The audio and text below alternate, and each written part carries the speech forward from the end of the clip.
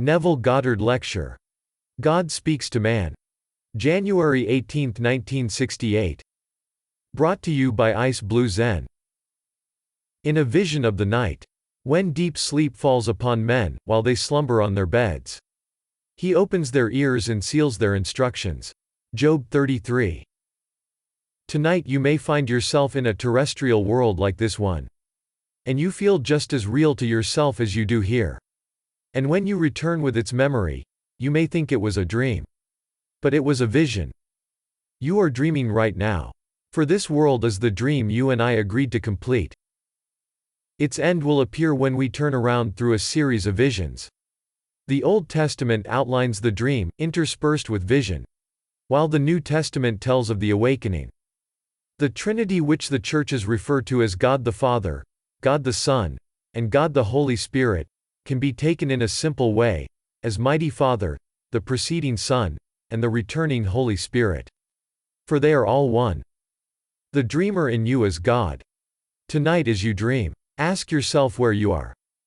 Many times while lying on my bed I have left this body I know so well, to enter a world just as real as this.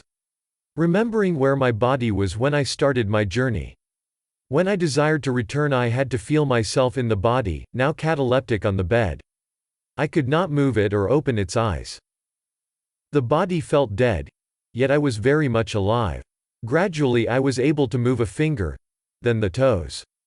But only as I opened my eyes, and saw the familiar objects on the wall and dresser, did I know I was back. But was I really? Am I not dreaming this world just as much as I was dreaming that one? If so, then where am I right now? Man cannot remember where he laid himself down to dream this dream of life. If he could, he would return through the secret of feeling. Finding myself in a world like this, I remembered where I left my body and felt myself back into it. I returned with the memory of people who were there. They were clothed and real and the world was terrestrial, just as it is here. I talked to them and they answered. Now if that world was a vision then this one is also. For one world does not differ from the other. So God has two ways of speaking to man.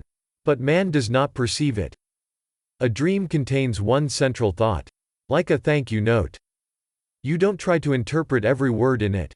Just the message it is trying to convey. I have a friend who dreamed it was his birthday, and many people had arrived to attend his party. There were two large cakes, with one lady very adamant about the design she had placed on hers. This is not significant to the dream, but only part of getting the story started. Leaving to find candles for the table, my friend returned to discover one cake was missing, as well as all of the guests. Disappointed because he had not seen or heard me speak, the dream ended.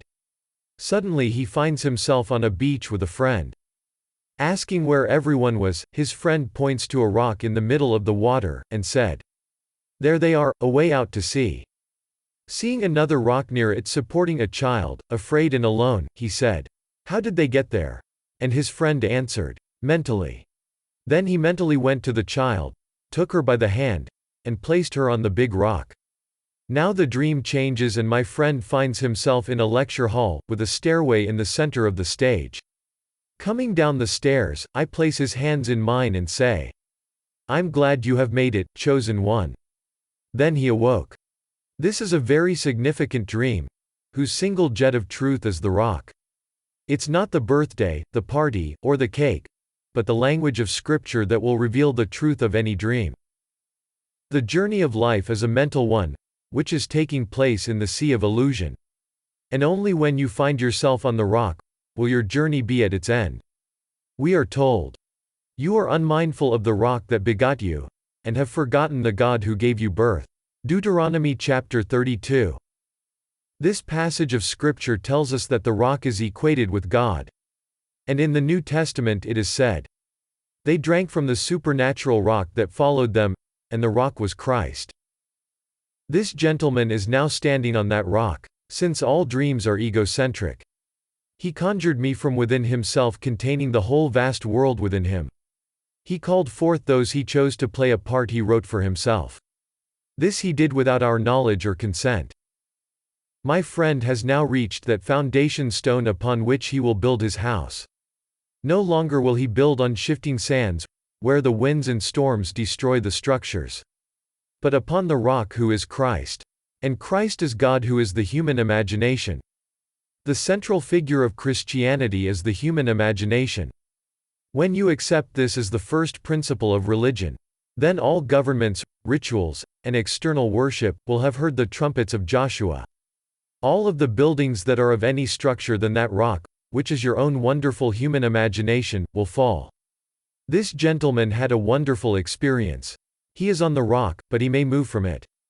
He may turn his back and forget that the cause of all of the phenomena of his life is the human imagination. It is my hope that he will not. There is only one source of all creation. By him all things were made, and without him was not anything made that was made. If anything or anyone comes into your world, remember the cause is your human imagination, who is the God of Scripture, and the dreamer in you. Stand upon that rock, knowing you are God the Father, the Son, and the Holy Spirit, as these three are the chosen one. In the first epistle of John, the 5th chapter, these three are called the Spirit, the water, and the blood. Knowing that God is Spirit and there is life in the blood. The risen Christ calls himself the living water, saying, "If you had asked, I would have given you living water, that you would never thirst again." Living water is the truth.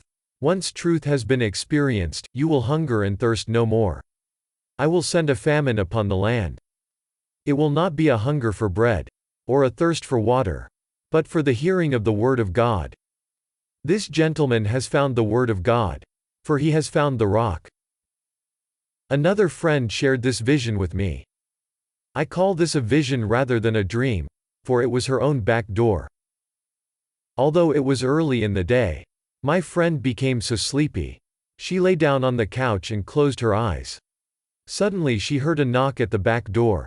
Upon opening it, she found a pleasant-looking young man there, obviously hungry. She invited him in, and as she was preparing his food, she realized it was 5:30 p.m. and her husband would be home shortly. Wondering how she was going to explain the stranger's presence, her little daughter woke her, to discover that it was only 11 a.m. in the morning. Lying there, she remembered she had not fed the man. So she did so in her imagination. That's what I mean when I tell you to carry imagination to the extreme point, and feed the world. Although my friend did not feed the man in her vision, she did so in her imagination, knowing she was feeding Christ. She knows that when she does this to the least of one of these, she is doing it to Christ. And when she does not do it, she is not doing it to Christ, who is her very self. My friend has learned her lesson, and is at the end of her journey. Having a vivid memory of what had transpired, she carried through her intention, and fed the man in her imagination. All of this may seem insane to the world, because they do not understand this great mystery. In 1946, I wrote a little booklet called The Search. I ended it on this note. The universe which we study with such care is a dream. And we the dreamers, dreaming non-eternal dreams. One day, like Nebuchadnezzar, we shall awaken from our nightmare in which we fought with demons, to discover that we have never really left our eternal home. That we were never born, and have never died, save in our dream. Since that time, nothing has happened to cause me to change one word in that little book. For like Nebuchadnezzar, I have awakened from this dream of life.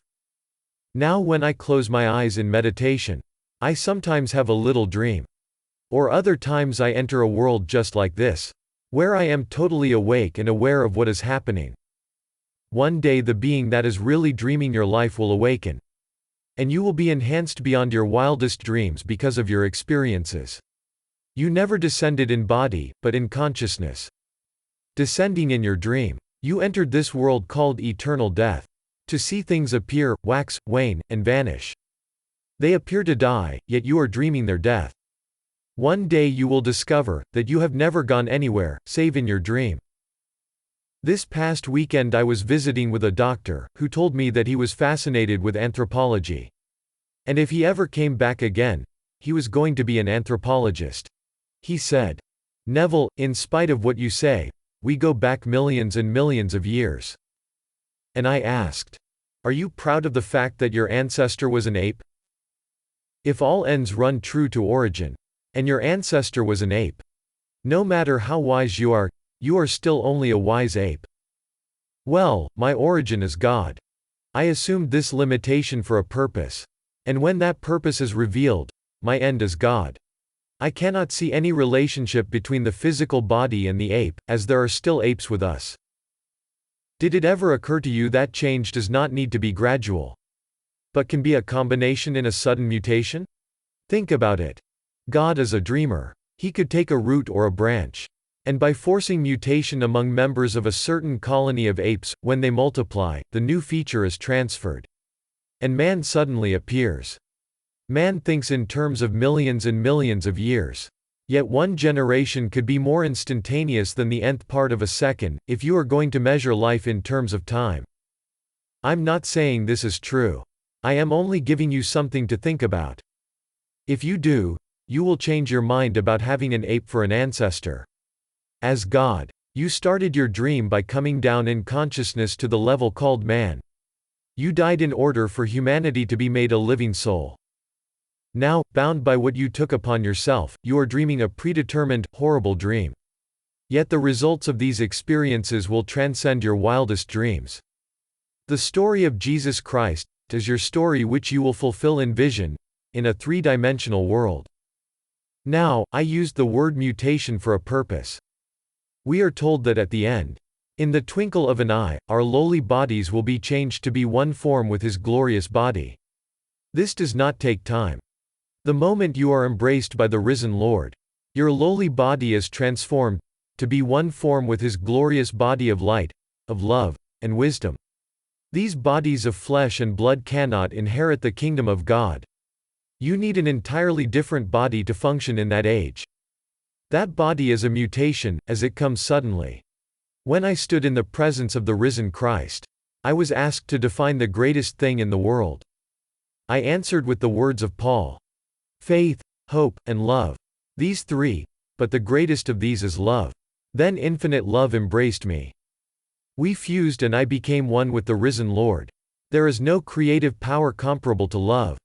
I know, for I am one with that body.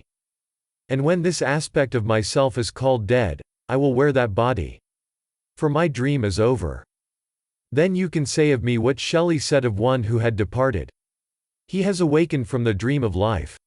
'Tis we who lost in stormy vision, fight with phantoms, and unprofitable strife. Everyone will awaken from this dream to know he is love. For there is nothing but God. And God is love. The most horrible being is God. As the most glorious. In the end, when the curtain comes down, we will collectively form the one man, the one spirit, the one body. Then we will understand why we conceived the dream and played it. As we will have expanded into a further existence, as a result of this experience of coming down into the world of eternal death. I know that when I have entered other sections of time, in vision, the experience was real, just as this is now. The world may say my experience was just a dream. But if this is reality and that just as real as this, then this is a dream. The difference is that when I was there, I remembered where my body was and was able to return to it.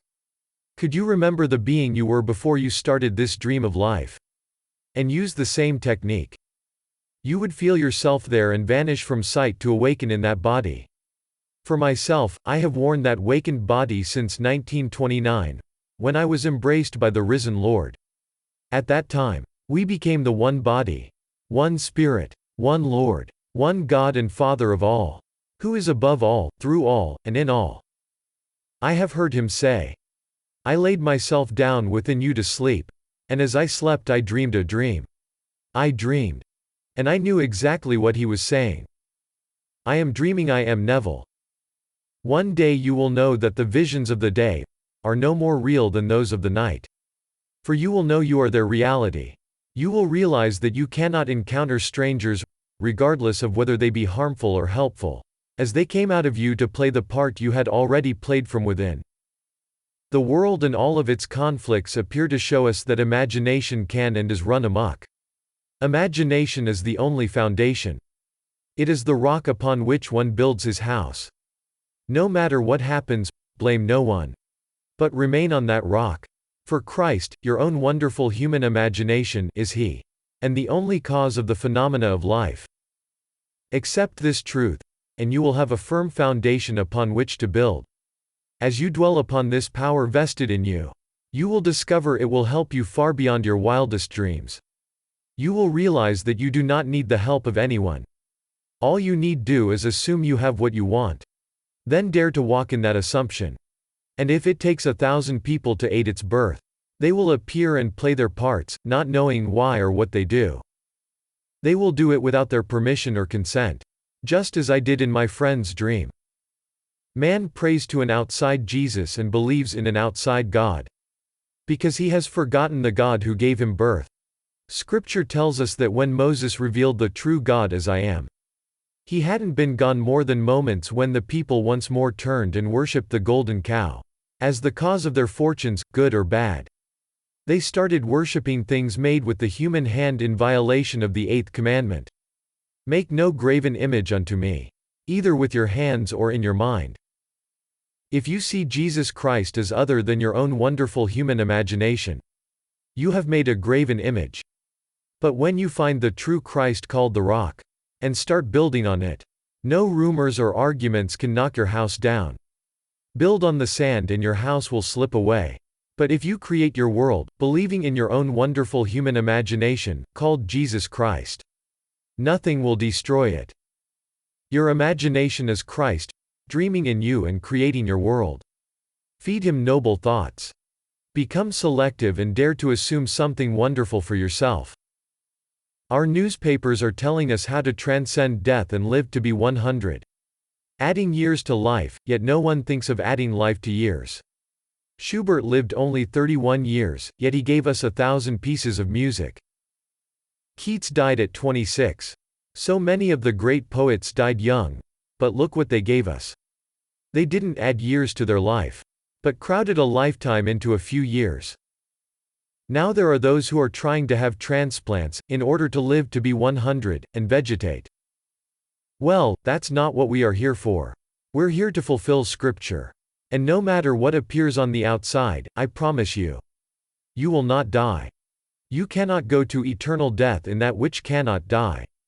You are the God of the living, not the dead, dreaming of death, of birth, health, and illness, poverty and wealth. You have never left your eternal home. Your descent was in consciousness. And it is in consciousness that you will ascend. Now let us go into the silence.